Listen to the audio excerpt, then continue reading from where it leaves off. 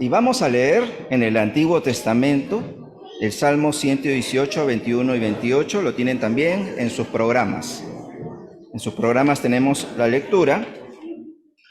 Para los que vienen por primera vez, allí se encuentra la lectura del Antiguo y del Nuevo Testamento. Dice la palabra del Señor: Te alabo, Señor, porque me escuchas y porque me das tu salvación.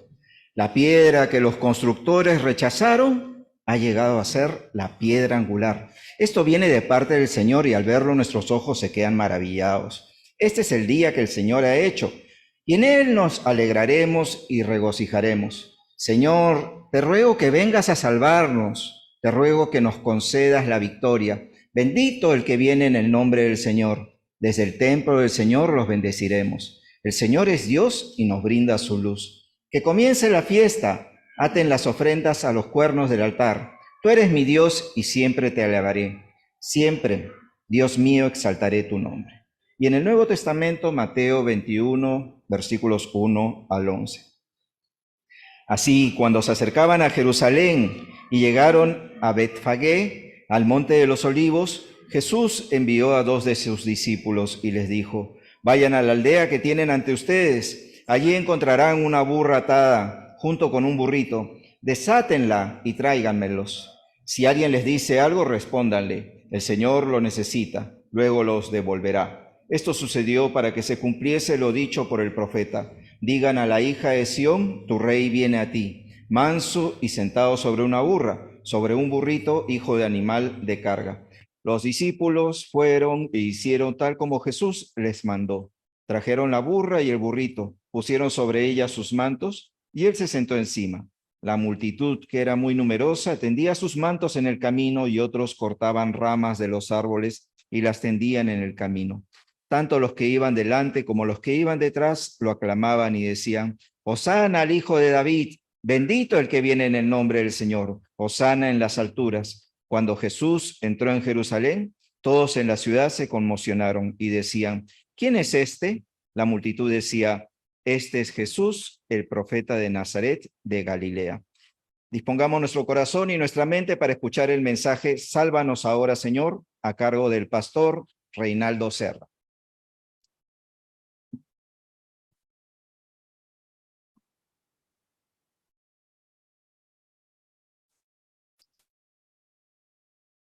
Buenas tardes, queridos hermanos. Vamos a pedir la dirección de nuestro Señor.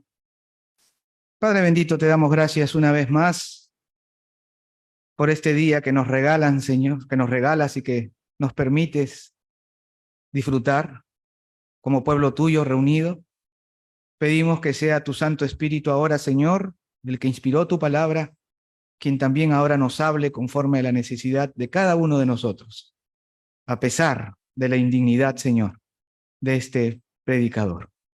Te lo rogamos en el nombre bendito de tu amado Hijo Jesús. Amén. Amén. ¿Cómo están, queridos hermanos? Un saludo afectuoso para todos ustedes, también para nuestra hermana extensión misionera en Huacho, que sabemos se conectan con nosotros los primeros domingos de cada mes para compartir la cena con su pastor, William Martínez. Hoy iniciamos, como ya se ha mencionado, lo que el calendario litúrgico conoce como la Semana Santa, la Semana Mayor, tiempo en el que los cristianos recordamos de manera especial, porque es algo que debemos tener presente todos los días de nuestra vida, pero sí de manera especial los últimos momentos de la vida de nuestro Señor Jesús aquí en la tierra, mientras cumplió su ministerio.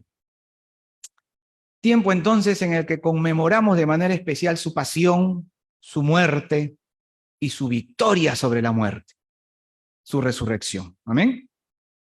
Y precisamente este tiempo se inicia con lo que conocemos como la entrada triunfal del Señor a la ciudad de Jerusalén, en donde, como se ha leído, vimos que fue recibido, como veremos también ya un poco más al detalle en un momento, como el Salvador, Hosana, a quien el pueblo además pensó coronar como rey. Tradicionalmente se conoce como el Domingo de Ramos. haciendo alusión y recordación a las ramas de los árboles que el pueblo tomó y agitó ante la llegada del Señor, y junto a los mantos tendían, dice el texto, sobre el camino al paso del Señor, mientras clamaban: bendito el que viene en nombre del Señor.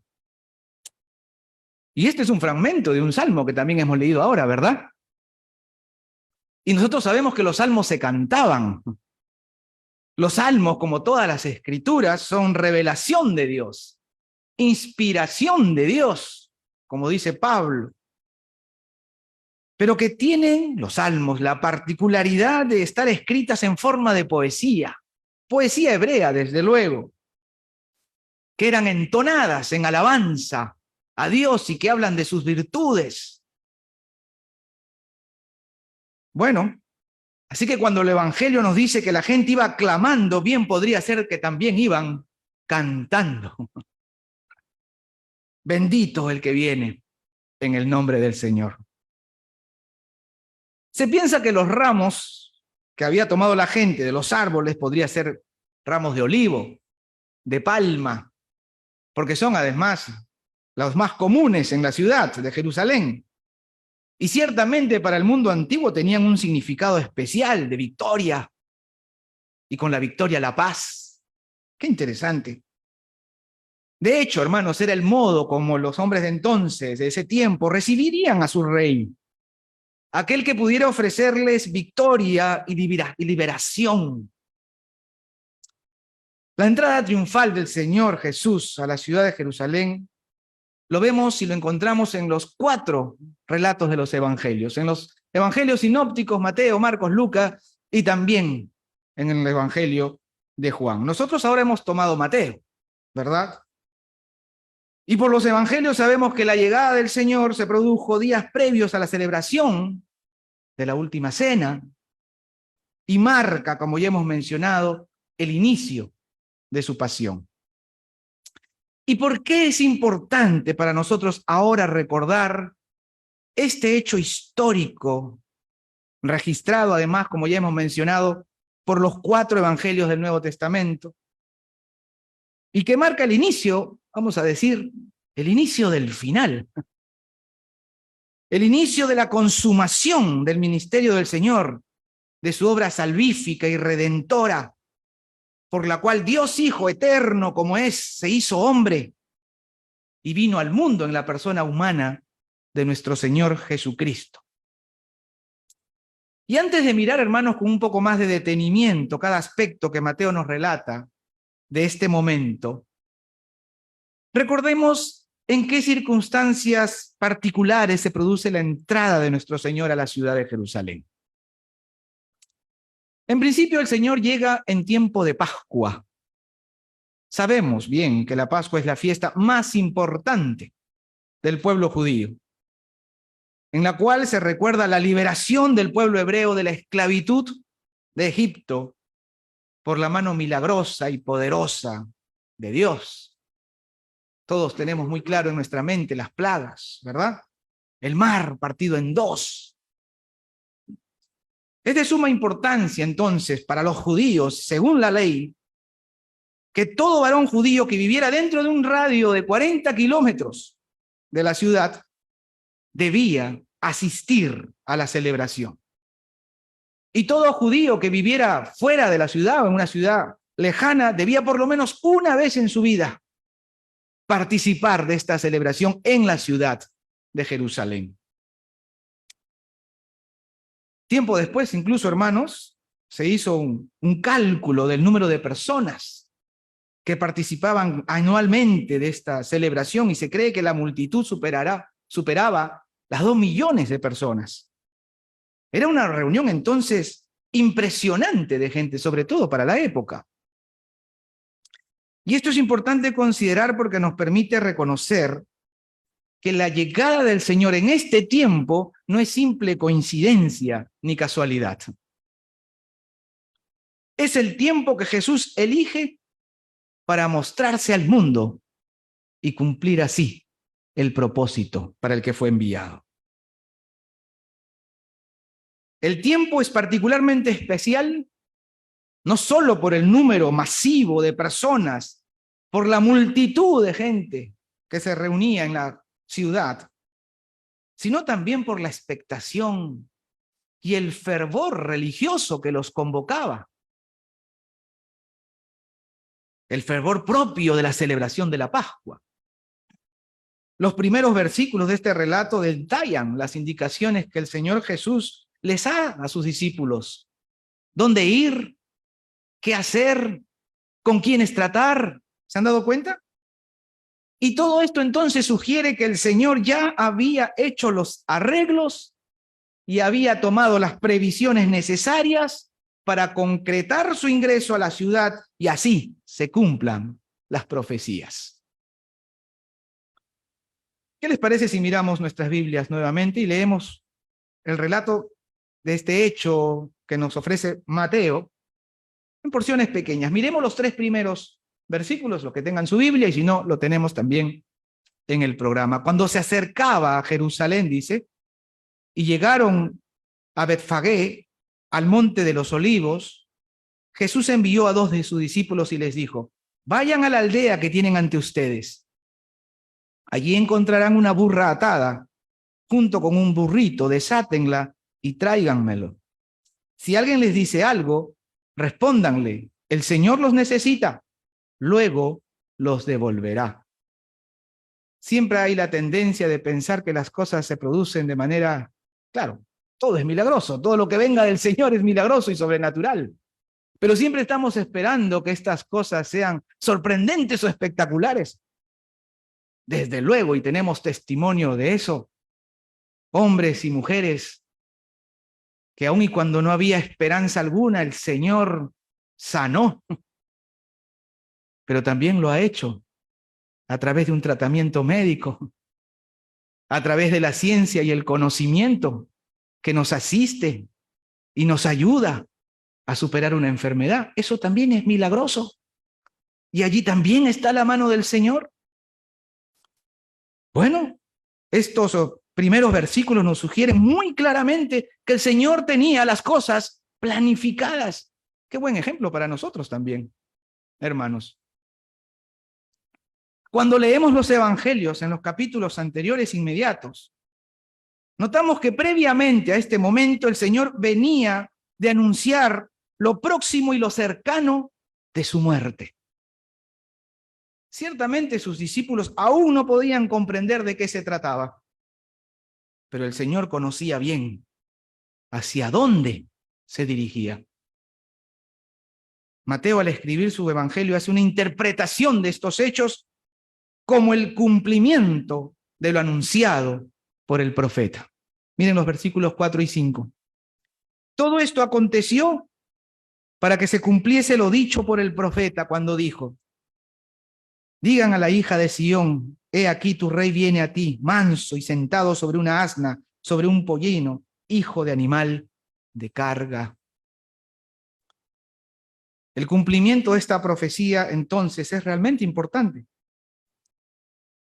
El pueblo judío conocía las Escrituras y la expectación por la venida de su rey, es decir, del Mesías prometido, era algo, hermanos, muy presente en ese momento en el pueblo. Sobre todo por la situación de dominio a la que estaban sometidos en ese momento de su historia. Ahora, quiero que por un momento hagamos el esfuerzo. Hace un momento el presbítero Pablo Gutiérrez nos pedía que nos trasladáramos imaginariamente al campo para gozar de esa belleza creación de Dios y ver que nada se le compara al Señor, mientras cantábamos y alabábamos. Bueno, yo les pido ahora también un ejercicio de imaginación para pensar en la imagen que producía Jesús al hacer su ingreso a la ciudad, conforme a cómo los profecías habían anunciado respecto a la llegada del Mesías. Era poderosa esa imagen. Este ingreso fue una declaración pública de su identidad. Es decir, fue el modo como el Señor, de un modo dramático, revela quién es. Y aunque Mateo no lo menciona, Marcos se encarga de hacernos ver que el asna sobre el cual el Señor monta no había sido montado nunca antes. Y esto muestra la santidad del Señor y también del propósito de la ocasión. De manera que todos los detalles que rodean este acontecimiento, queridos hermanos, señalan a Jesús como quien es, el Cristo. Por eso decimos que se trata de un momento y de un modo dramático, como el Señor muestra su identidad.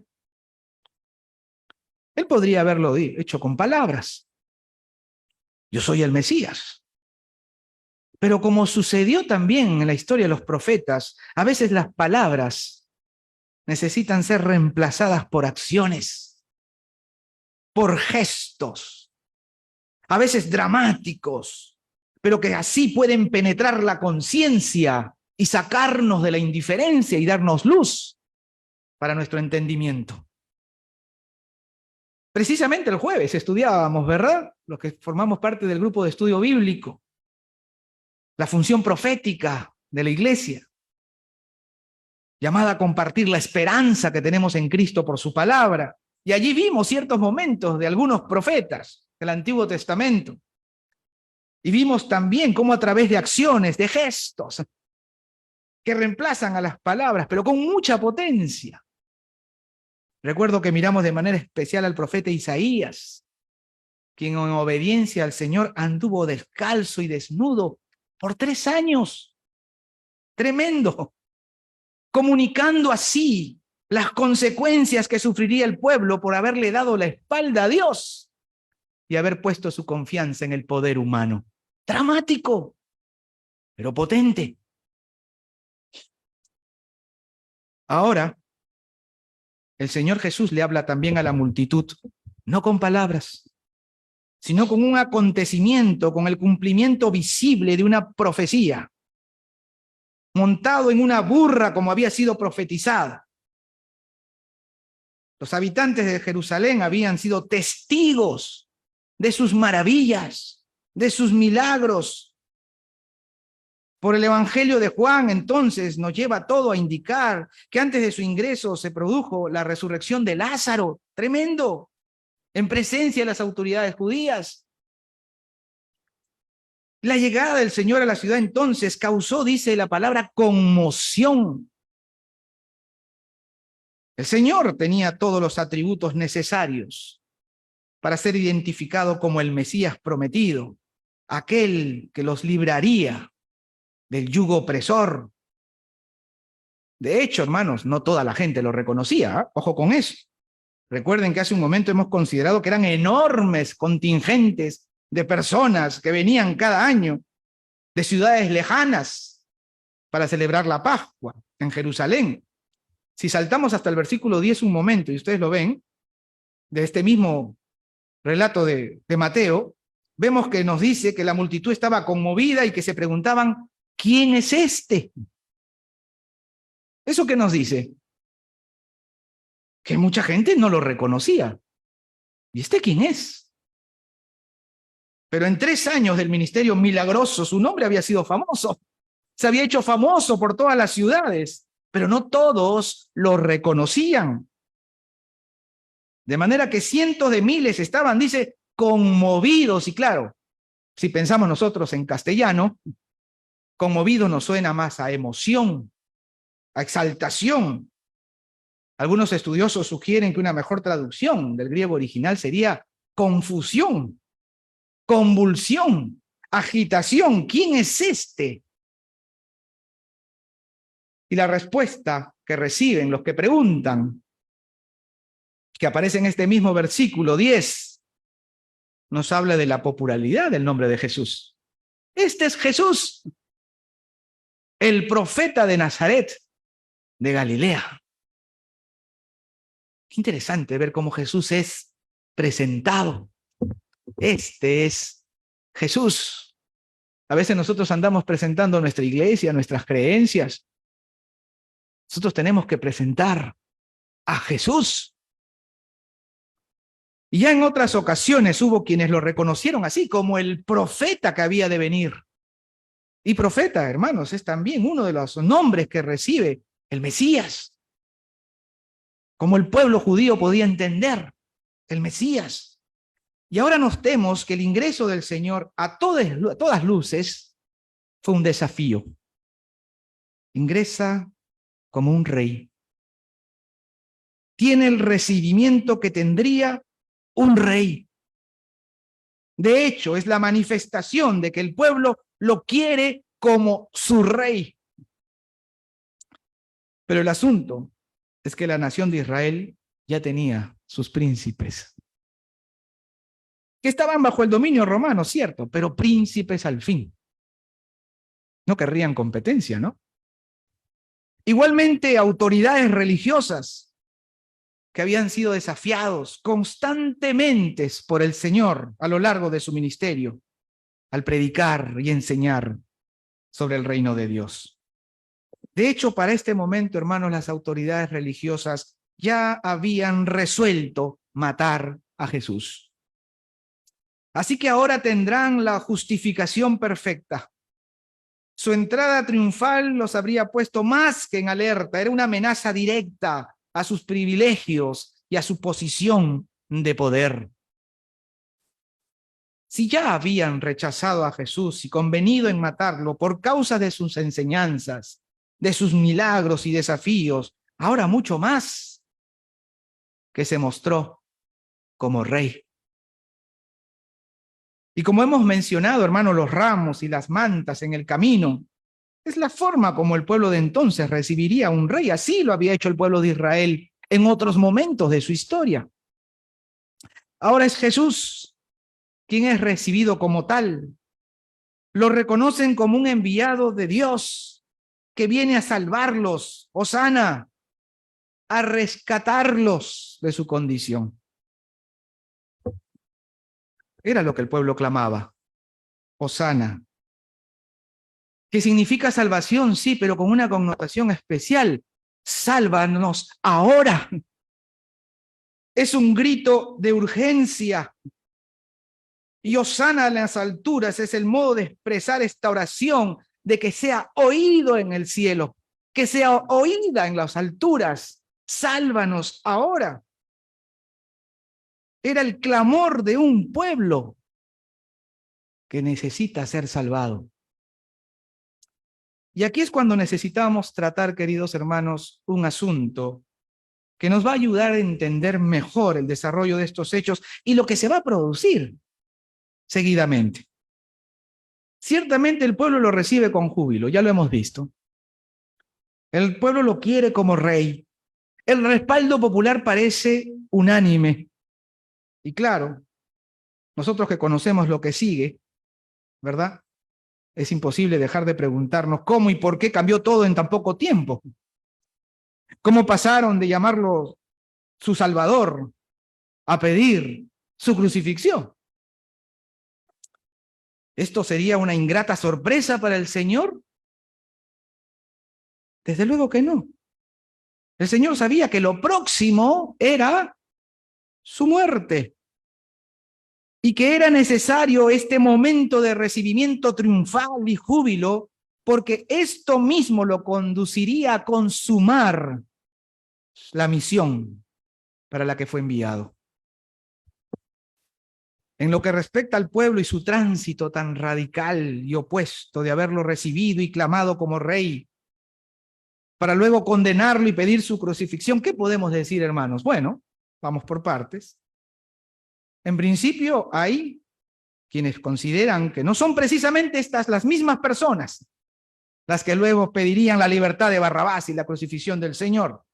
Y en algo creo que no les falta razón, porque sustentan que el juicio contra el Señor, que no podrían ellos pensar en esta posibilidad, puesto que el juicio contra el Señor se llevó a cabo de madrugada, contraviniendo así sus propias leyes, lo que los abogados de hoy llamarían el debido proceso. Definitivamente no hubo ningún debido proceso. Y en realidad el pueblo no esperaría tal cosa del Sanedrín, pero así actuó el Sanedrín. Me parece razonable la explicación. No obstante, tampoco podríamos afirmar que definitivamente se trató de dos grupos diferentes de personas. No se puede negar que muchos de quienes lo aclamaron luego lo condenaron. ¿Y qué fue lo que pasó? Y para encontrar una explicación es importante también recordar lo que hemos estado diciendo hace un momento. Las expectativas del pueblo de Israel. Hemos dicho que en aquel tiempo había una gran expectación respecto a la llegada del Mesías, precisamente, hermanos, por la situación en la que se encontraba el pueblo de Israel bajo el yugo del Imperio Romano. Entonces, dicha expectativa no estaba separada de la situación política y social que estaban viviendo en ese momento. Y aunque tenían cierta libertad para seguir practicando sus creencias, ¿verdad?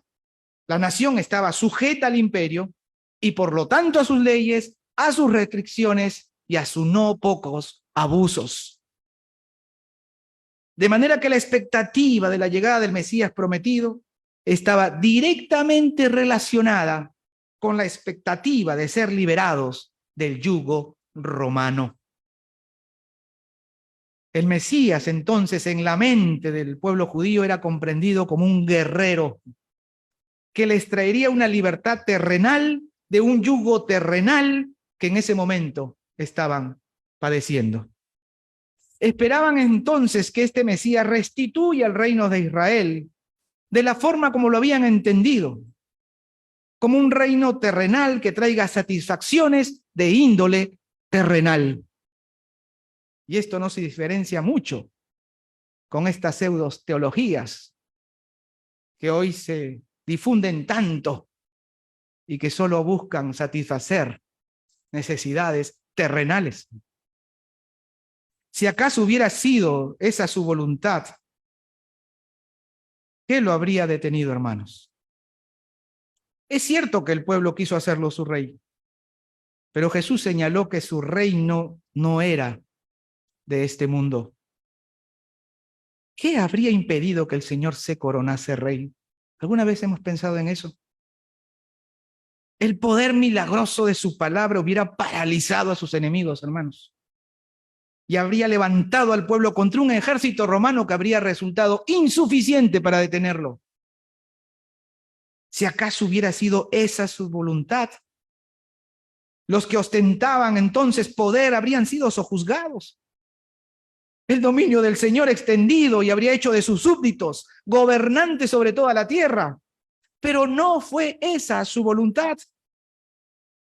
No fue su voluntad convertirse en ese tipo de rey.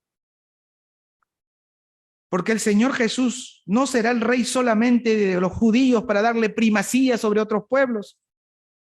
El Señor Jesús es el rey de toda la creación, que vino a liberar a la humanidad de la esclavitud del pecado y de su mayor consecuencia, la muerte eterna.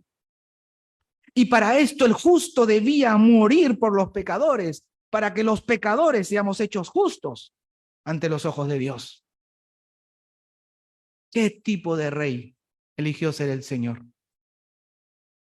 Aquel que dio su vida en rescate de muchos. Aquel cuyo séquito estuvo formado por cobradores de impuestos y mujeres de mala reputación, cuya dignidad les había sido robada, pero que en Cristo fueron restaurados. Sus súbditos no son príncipes con vestiduras de lujo, sino hombres y mujeres sencillos y corrientes que por la gracia de Dios reconocieron su pecado y su necesidad de salvación. Esa es la iglesia, hermanos. Eso somos nosotros. Un pueblo rescatado, restaurado de su condición caída para servirle con humildad y amor, como lo hizo nuestro Señor, un rey que no vino a ser servido, sino a morir por nosotros. Volvamos a este momento del ministerio del Señor.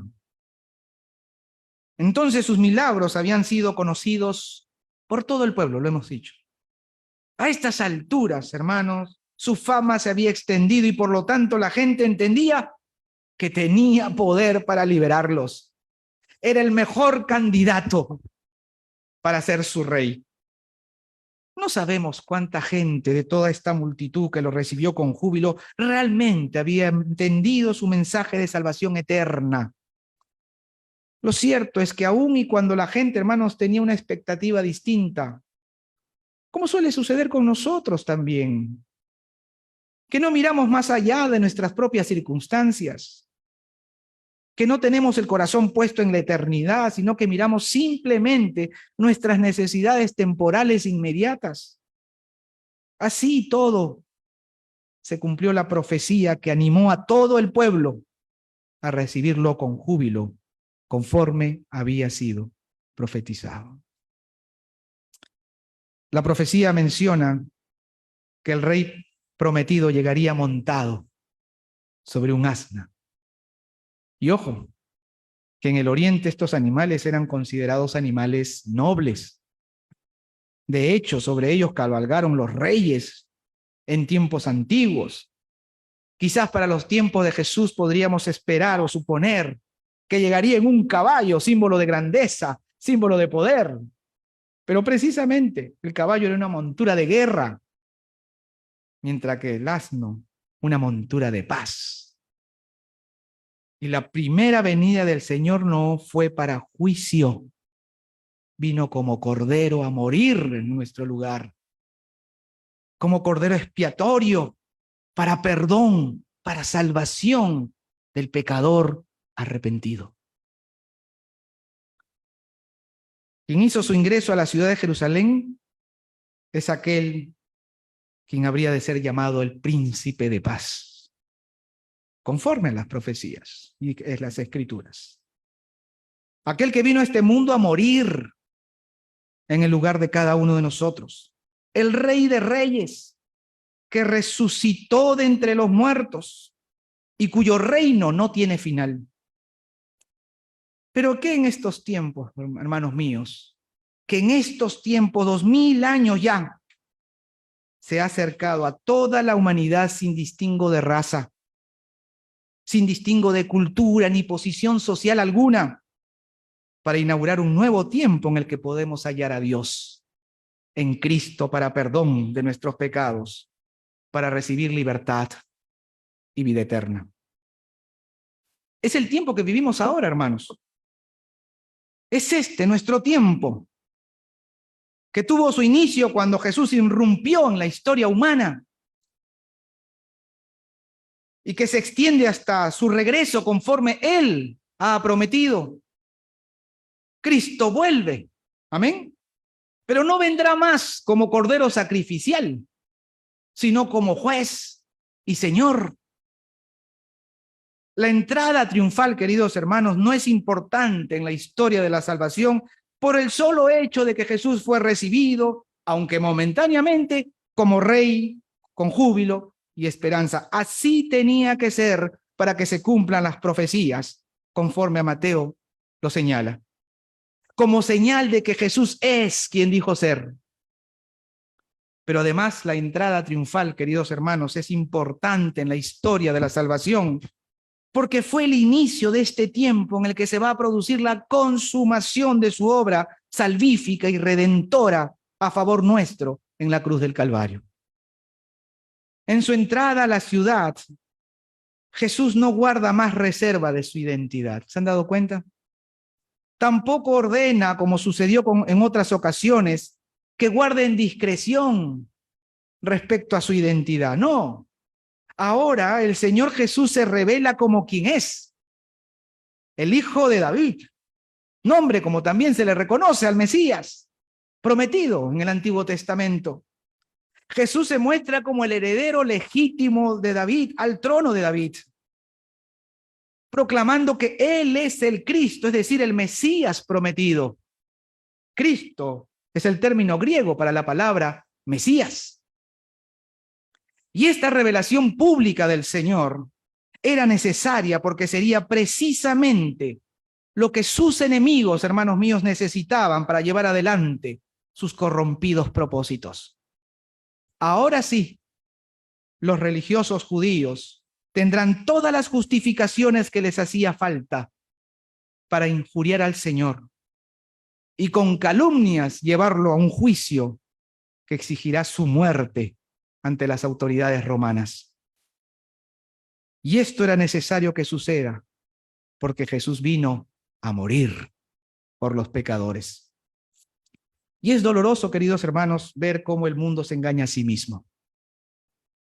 Incluso en las iglesias, cada vez es menos frecuente el uso de la palabra pecado.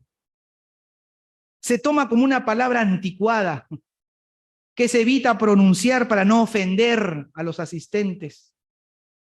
Lo cierto es que el pecado está presente en todo hombre y constituye la mayor de nuestras desgracias, la mayor de nuestras tragedias, porque separa al hombre de su creador para siempre. La Biblia dice que la paga del pecado es muerte, la muerte eterna. Y Dios, quien es santo, santo, santo, 3 veces santo, la forma hebrea de expresar su completa y perfecta santidad, no tiene comunión alguna con el pecado, no convive con el pecado. La Biblia enseña que nada impuro tendrá la aprobación de Dios. Y porque todos somos pecadores, queridos hermanos, todos, y yo aquí el primero entre ustedes, todos estábamos destituidos de su presencia. Porque la paga del pecado es la muerte. Esa es la condenación. Y esa es la real condición de todo hombre que no haya entregado aún su vida a Cristo. Necesitamos, hermanos míos, clamar: Hosana. Sálvanos, Señor, ahora. Es un clamor urgente que no debe ser postergado ni un momento más. Y esa es la connotación de lo que el pueblo clamaba en aquel momento: Hosana, sálvanos, Señor, ahora. Y todos tenemos nuestra línea de tiempo, el cronos, ¿verdad? El tiempo humano que se contabiliza y se mide. Y entendamos, si lo queramos mirar como escuché alguna vez, de modo horizontal. Pero está el tiempo de Dios, Kairos, todo tiempo es tiempo de Dios. Y el Señor quiere incidir en nuestro tiempo para transformar nuestra existencia y así darnos salvación. Y creo que este momento entonces resuena en nuestros corazones más que nunca. Hosana, sálvanos, Señor, ahora. No hace mucho yo conversaba con una hermana de nuestra congregación sobre lo que puede significar padecer, ver padecer a nuestros familiares y seres queridos una enfermedad larga, dolorosa, que lo postre en cama hasta su muerte. Nadie quiere tal cosa. Nosotros tampoco queremos eso para nuestra propia vida, por la experiencia de dolor físico y emocional que se produce, no solo del paciente, sino de toda la familia. Pero también conversábamos y mirábamos cómo incluso de una situación como esa tan dolorosa, Dios puede convertirla en un momento de bendición, porque nos da la oportunidad de ponernos a cuentas con Dios. No fue hasta estar en esa cruz que el ladrón reconoció su pecado, se arrepintió y fue el primero que el Señor llevó al reino de Dios. Yo te digo que hoy estarás conmigo en el reino de Dios. Pero ¿saben qué, hermanos? No todos tendremos la oportunidad de estar en una cruz. No todos tendremos la oportunidad de estar postrados en una cama y sentir dolor para clamar el nombre de Dios. ¿Por qué esperar estar en una cruz si el Señor nos está bendiciendo con salud, con vida, con capacidad de entendimiento? Y que sea por su obra del Espíritu que podamos ser despertados a la conciencia del pecado y reconocer que hemos vivido de espaldas a Él y que por eso necesitamos arrepentirnos. Por eso es preciso que pongamos atención a la palabra del Señor. Ahora, que no sigamos siendo indiferentes a su llamado al arrepentimiento. No, si yo no he hecho tantas cosas malas, has vivido de espaldas a Dios, como si Dios no existiera. Dios puede hacer una bendición para nosotros. Que no sigamos siendo indiferentes a su llamado.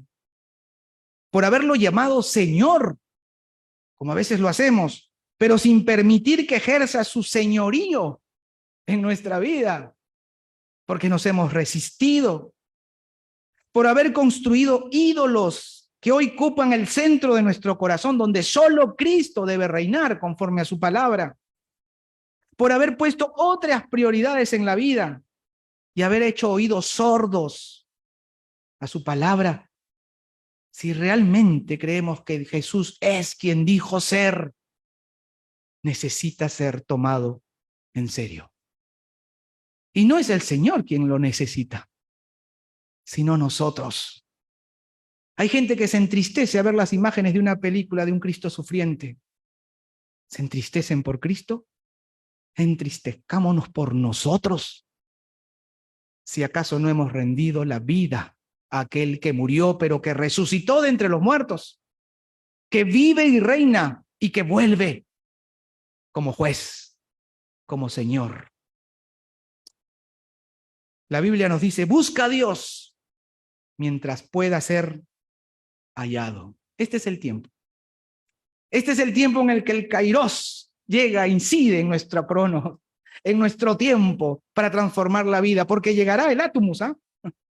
¿Cómo lo dice Juan? Como en un abrir y cerrar de ojos.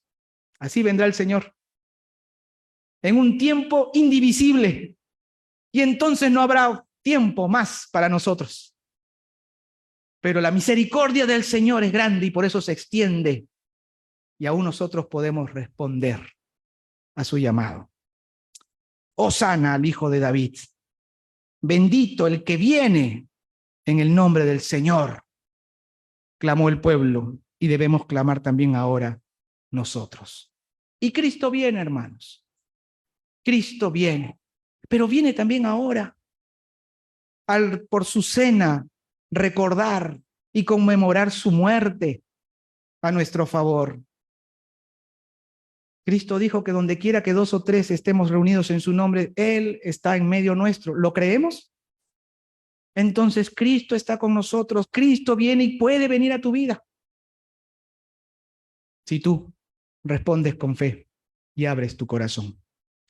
No necesitamos esperar acomodar la vida para darle espacio al Señor.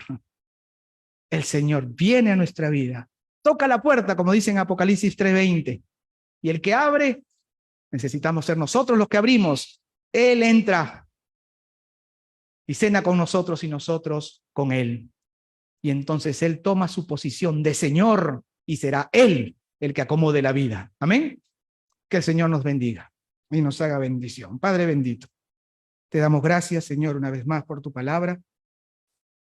Gracias, Señor, porque podemos confiar en tu Hijo Jesús, en su sacrificio salvífico en la cruz del Calvario, que es pleno, Señor.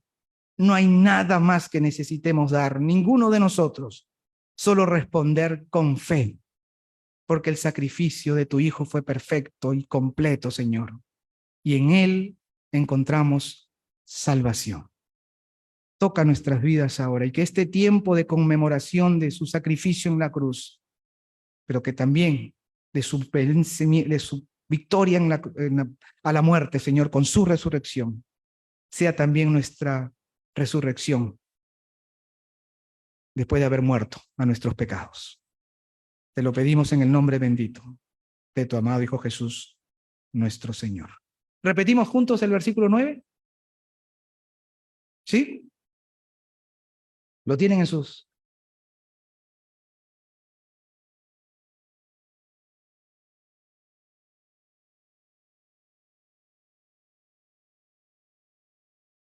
Tanto los que iban delante como los que iban detrás lo clamaban y decían: Hosana al Hijo de David, bendito el que viene en el nombre del Señor, hosana en las alturas. Amén.